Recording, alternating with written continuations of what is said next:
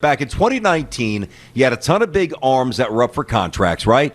And Garrett Cole was one of them. So you know what? Let's mess around with the ball. Let's juice it up a little bit so the numbers are so inflated. You get some high ERAs, you get some crooked whip numbers, you get some sloppy. Not that win losses are a measurement, obviously, it's antiquated, but still the other numbers, batting average against. All the things that pitchers are measured by, well, they just look like they're a depreciating asset. Why should any team give them the kind of money that they would ordinarily merit if the ball wasn't juiced, if Pete Alonso's right? Now, you've got the converse. You've got a ton of shortstops who are getting ready to get paid. You've got a lot of young ascending position players who bang the ball around. So let's do the opposite. Let's take a little juice out of the ball and let's raise the seam so that it decreases the velocity through the air, which obviously leads to a decrease in distance, roughly 10, 12, 15 feet, depending upon the exit velo. And, just because it's tougher to penetrate the air with raised seams, clearly it's basic physics. So now that the hitters are trying to get paid, we'll have every team basically at 230, and some of the true stars of the game, hit 241, 252, rather than 319, 46 jacks and a $130 ribbies and an OPS over 1,000, where they're going to command $350, $400 million.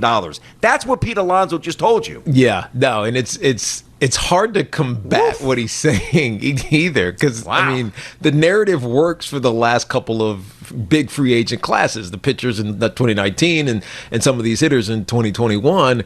I think I have to disagree with you, BT, about what MLB should do here. Go ahead. Because you can't. How can you fight this? You know what I mean? Like, how can you say that it's not true? Because if you do, like, you're just opening up the door again for them to ask you questions about, well, what about what happened in 2019? You just, give me the documentation behind the scenes that we didn't see on how. I guess I think it's a competition committee in baseball, just like it is in the NFL. Well, and if it's not, we'll call it that. How did the competition committee come to the conclusion that they needed to, make these changes to the baseball, right? And now in 2021, what made you come to these, this conclusion that you needed to dampen down the ball and potentially sink the mound? Like, why are you doing all of these things? And the last thing that Major League Baseball wants is an inquiry, like an investigation into this by the Major League Baseball Players Association, which then gets really ugly. You know what I mean? Like, if you open yourself up for more questions, it gets even uglier, I think. Well, interesting the way you frame it. Well, first of all, the last guy that I want up there trying to denounce these words is the commissioner. Because the guy can't even talk properly about the World Series trophy or it's just a trophy. This piece of tin, he called it. That's right. It's worse than just a trophy. I mean, he couldn't properly punish the Astros, and then when he completely undermines the one of the great trophies in all the sport that's been around forever. I mean, that's not the guy that I want up there. No, I'm not saying that Rob Manfred goes up there and conducts a press conference. What I do think, because that would not go favorably, what I do think needs to happen, you have a very short, carefully crafted by your lawyers denouncement of those words and say we'll have no further comment on the matter. That's it. Yeah. At least some people might believe it, because think about this. What if Pete Alonso, and what is the difference? What if Pete Alonso came out and said, there are umpires that want specific teams to win. Okay, it's different, but it's still about the integrity of the game. Yeah, but that's authenticity of the game. Would they ignore that? But that's positioning specific teams and specific umpires by changing this is specific players. Well, not necessarily. Well, we know who's a free agent, and we know who was one back in 2019, 2020. It's all free agents. So this is free agents in 2020. He's not even a free agent in 2020. He's got miles before his arbitration. Yeah, exactly. What is he even talking about? And I'm trying to think of the names, and I'm looking at some of them. Is Seager? I think Seager's a free agent, right? Yeah. Means. Yeah. I think Seager's up. Springer. No, Springer signed. No, Springer signed with Toronto. You're right. He signed with Toronto. I don't know. I don't think there's a ton of D-Cell, real quick. Yeah, exactly. D-Cell, just look up D-Cell, look up the list of free agents for 2022, please. Go ahead. Yeah, I'll figure. We'll find it out who they are. So without like a specific player that he's talking about or thinking about, it's hard for me to like get my mind around the truth behind this, or whether he's just saying this because he and his buddies or friends or teammates were having a conversation about why these guys aren't getting paid like they used to, or at least in their minds they're not getting paid like they're used to. And so, I get it, but I don't know if I necessarily agree with what he's saying. I'm not sure that I agree with what he's saying either. What I'm saying is baseball needs to get some real distinct separation from those words. Yeah, but I don't know, man. What did he say about it? It's opinion. But you open yourself up. It's a free country. True, but you open yourself up to like a lot of questions that you might not be able to answer, and specifically because it's Rob Manfred, you might get answered incorrectly. Well, then, as I've said a few times, I think they have the wrong commissioner anyway. With all due respect, and I don't dislike Rob personally. I just don't think he's a great commissioner at all, and I've said that many times on the show. But then, if he can't put out this little fire, well, then you've clearly got the wrong commissioner. Yeah. David Stern. Now I don't know how Adam Silver would handle this, but Stern, you don't think Roger Goodell would get front and center and just spit this out immediately? He wouldn't ignore this. Yeah. You think the NFL would ignore this? No, they wouldn't. But I don't think they would. I think it's more clear cut how free agency happens and like what's going to happen in free agency in the NFL as it is as opposed to baseball, right? Let's don't forget 3 or 4 years ago, BT, all those free agents that just sat. You remember that? They just sat, like nobody was signed. Well, they had the camp. They had that camp. Remember? Yes, that's right. But like they sat, like nobody wanted to spend money.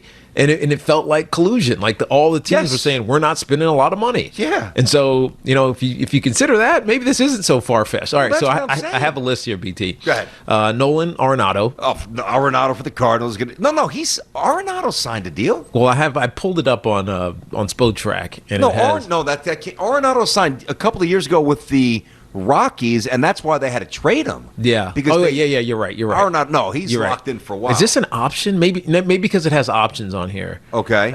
No, he has an opt-out. That's why, because he has an opt-out available. Did D-Cell find it for you? D-Cell, can you please find that for us? No, I'm up on Spotrac. This is why, BT, because he has an opt-out available for 2021 and 2022. So he could become a free agent. And I've got the list. You ready? If he opts out, but he's not going to. You ready? I've got Corey Seager, as I surmised, right? Mm-hmm. Corey Seager was great in the World Series. Corey Seager's a couple of years away from knee surgery. Corey Seager is awesome. Yeah, Corey Seager. Yeah, okay. Freddie Freeman, who's not having a good year. Chris Bryant, who I wouldn't give a ton of money to anyway. Michael Conforto. I like him, but he's not a superstar. Syndergaard, who's hurt. Kershaw. Dylan Bundy, who's got good stuff. I'm still waiting for a superstar. Well, to me, Corey Seager's a superstar. Well, other than Corey Seager, who we talked about Dodgers-wise, new World Series champ, etc. But like, who else? I think Freddie Freeman's a superstar. Yeah, no, he is. Yeah, Freddie Freeman's a superstar. He's not having a superstar, but he's going to get paid. And maybe that's Alonso's point. Yeah, but he's going to get paid anyways. Not if he hits 209. He's not. Not if he hits. Of course, he's going to get a contract. If he hits 209. Versus the 315 like he usually hits. You don't think he leaves $20 million on the table? Possibly. I think he does. Possibly. And that's the point. Because he'll be 33 next year. But that's the point of Alonso. Yeah. Not that these guys will get no contract, but they will have diminished worth, which will lead to, a lesser contract. Yeah, to your point, Freddie Freeman over the last few years has been, exceptional. 309, 2018, 295. Last year, 330, 341. Freddie Freeman's awesome. This year, he's hitting 224. Mm-hmm. Good first baseman, picks it. Yeah. Freddie, on-base guy. I love Freddie Freeman. Yeah. He can play. It's interesting. Maybe. So, maybe he has a point. But I still don't think Major League Baseball should respond to it, because then it opens up too many questions. It opens up the opportunity for people to start asking questions, even if they put out a statement like this is we're not saying anything else, like you said, BT. We're denouncing this. This is categorically untrue. We're not going to talk about this again. But invariably, someone's going to ask you about it again. Hey, just ignore them.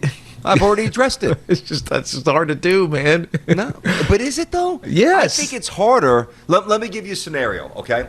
So last night, I'm watching Garrett Cole embarrass Josh Donaldson. I wish he would have buzzed him up and in. Instead, he whipped him the first couple times up. Yeah. And He got one solid contract for a pop fly. Yeah, he did pop up. I think that was the first base. Yeah, right. till Leahy at first base. No, but you could see he was trying to smoke one 500 feet. He was all Donaldson expanded the zone by inches and width and height. But anyway, they had during the game the Yes Network played a snippet from around the batting cage. Josh Donaldson. All right. And we know what he said about 4 or 5 days before that about Garrett Cole. You and I spoke about it on the show. Mm-hmm. And then last night, in anticipation of the matchup with Garrett Cole, he was asked again by a bevy of reporters, and he didn't separate himself from those words. So the point is, there was the initial story, and then the story lived another night because they were facing each other, and who knows? They face each other again. I'm sure it pops up again at some point, right? What happens if, and if you're a good reporter, you would do this, you go up to Corey Seager. Corey, you heard, or Freddie Freeman, who's having a rough season. Hey, Freddie, I don't know if you heard what Pete Alonso said. Oh, yeah, I heard, or no, I didn't. And you tell him. Do you buy that? Do you think that there's any possibility that baseball would do that? And what if one of these guys, maybe they're not brazen enough to say, oh, absolutely, I agree with Alonso, but what if Seager or Freeman or whomever, Conforto, says, I've kind of thought that was a possibility. You don't have to snuff out another controversy then. Yeah. So you may as well do it now preemptively. Yeah. This way they can have 30 interviews by the batting cage, and it doesn't matter. Not true. Yeah. Next but here's story. The problem, and I think maybe I don't think that Pete Alonso was aware enough of this to think about it. But there's no way to disprove it either. You know what I mean? There's no. Yeah, it's really not. It's like you could just. It's just. It just lives out there. No, it kind of does. And maybe this gets legs and it persists for a couple of more weeks, but it will take, as you just alluded to, BT, the Freddie Freemans and the Chris Bryants and the Confortos of the world to start saying, yeah, you know what, Pete's right. This is BS. This is nonsense, right? They're tamping us down on purpose because they don't want to have to pay us any more money, especially coming off of last year, the coronavirus season, where they really were trying to undercut the guy's ability to make money. Then it gets some legs. Lost revenue. That's right. Then it gets some legs. Yeah. But the fact that he plays for the New York Mets, it gets more life than if it was somebody who said it on the Pirates. It's a good point. No disrespect to the Pirates. Great franchise. Roberto Clemente, Barry Bonds, Doug Drabeck, Andy Van Slyke. I mean, Mazeroski, beating our Yankees. I mean, the Pirates have had some great players. I get it. No disrespect. But, when a New York player says that, it's not going away. Yeah. We'll see. That's why I think baseball should make it go away. Thanks for watching. Make sure you like and subscribe, and don't forget to hit that bell to be notified when we drop fresh content.